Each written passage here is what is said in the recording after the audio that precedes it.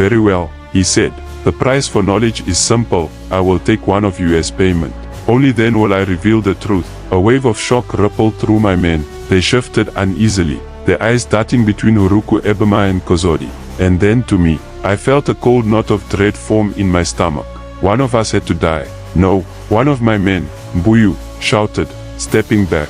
We didn't agree to this. Kozodi held up a hand, silencing him. It is the price, he said, his voice calm but firm. We knew there would be a cost. But a life, Mbuyu protested, his eyes wide with terror. This wasn't part of the plan. I could feel the tension rising, fear gnawing at the edges of our sanity. I looked at Kozodi, who stood still, his face expressionless. He had known all along, hadn't he, that one of us would have to die. I felt anger flare up inside me, but it was quickly consumed by the cold reality of the situation. Huruku Ebema watched us with those glowing eyes. His mouth twisted into a predatory grin. Decide quickly, he said, or I will choose for you. I looked at my men, brave men who had followed me into the jungle, trusting me to lead them. Now, I was being asked to sacrifice one of them. I couldn't do it. I couldn't make that choice. My hands trembled as I clenched my fists, my mind racing for a solution. Kozodi stepped forward, breaking the silence. I will offer myself, he said, his voice steady. The words hit me like a punch to the gut. Kozodi, he was offering his own life. I stared at him in disbelief as he walked toward the altar, his movements calm and deliberate. I have walked this path many times, Kozodi said, turning to face us. I have seen what lies beyond, and I have made my peace with it. If one life must be taken, let it be mine. Huruku Ebema's eyes narrowed as he studied Kozodi, his expression unreadable. For a moment, the chamber was deathly silent. Then, with a slow nod, Huruku Ebema stepped back, his massive form looming over the altar. Very well, Huruku Ebema said, the sacrifice has been made. With a wave of his hand, the air around Kozodi shimmered, and in an instant, his body collapsed to the ground, lifeless. I gasped, unable to comprehend what had just happened. Kozodi, strong, fearless Kozodi was gone. Just like that. I wanted to scream, to protest, but the words wouldn't come. Huruku Ebema turned to me, his eyes glowing brighter than before. The price has been paid, he said. Now, I will grant you what you seek. The chamber around us began to tremble, the stone walls groaning as if the temple itself was alive. Huruku Ebema raised his arms, and the air crackled with energy. I felt a strange sensation wash over me, a warmth that spread through my body, filling me with a sense of clarity and understanding.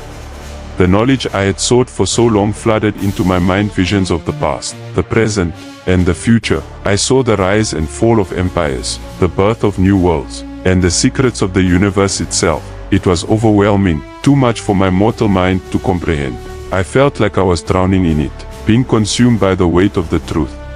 Then, just as quickly as it had come, the visions faded, leaving me standing in the chamber, dazed and disoriented. Huruku Ebema lowered his arms, his eyes dimming as he watched me. You now possess the knowledge you sought, he said. But remember, knowledge is a burden. Once you carry it, you can never put it down.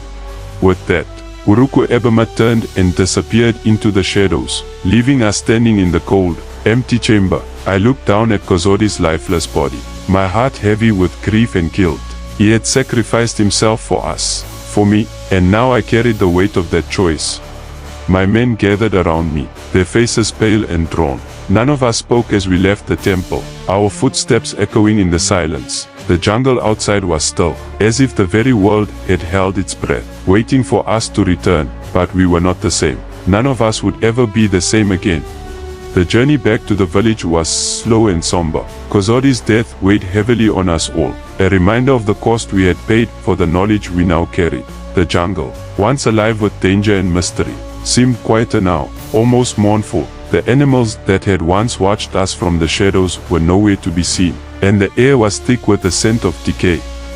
We traveled in silence, each of us lost in our own thoughts. The knowledge Huruku Ebema had given me was still fresh in my mind, but it felt like a curse rather than a gift. I had seen things, terrible things, things I couldn't unsee. The weight of it pressed down on me, suffocating me. As we neared the edge of the jungle, the village came into view. The sight of home should have brought relief, but instead, it filled me with dread. I knew that the knowledge I carried would change everything. The elders had sent me to find answers, but I wasn't sure if they were ready for what I had found. When we arrived at the village, the people greeted us with cheers and celebration. They had believed we were lost, that we would never return, but as they saw our faces, their joy quickly turned to concern. The men who had followed me into the jungle were not the same men who had left. We were hollow, broken, and the village could see it. The elders gathered around us, eager to hear what we had learned.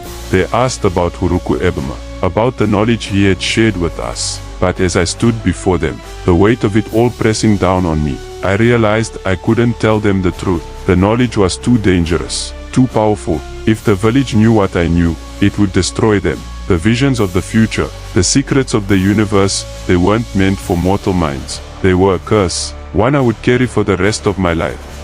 So I lied. I told the elders that Huruku Ebema had granted us his blessing, that he had shared wisdom that would guide the village for generations to come. I spoke of hope, of prosperity, of a future where our people would thrive. The elders nodded, satisfied with my words. The village celebrated, believing that we had returned victorious. But deep down, I knew the truth. The knowledge I carried was a burden I would never escape. As the days passed, the weight of it grew heavier. I saw things, visions of the future that haunted me in my dreams. I saw the village fall into ruin, consumed by greed and power. I saw my people destroyed by the very knowledge they had sought. Kozori had warned me. Huruku Ebema had warned me, but I hadn't listened. Now, I was alone, burdened with the truth, and as I watched the village celebrate, I couldn't help but wonder if the price had been too high.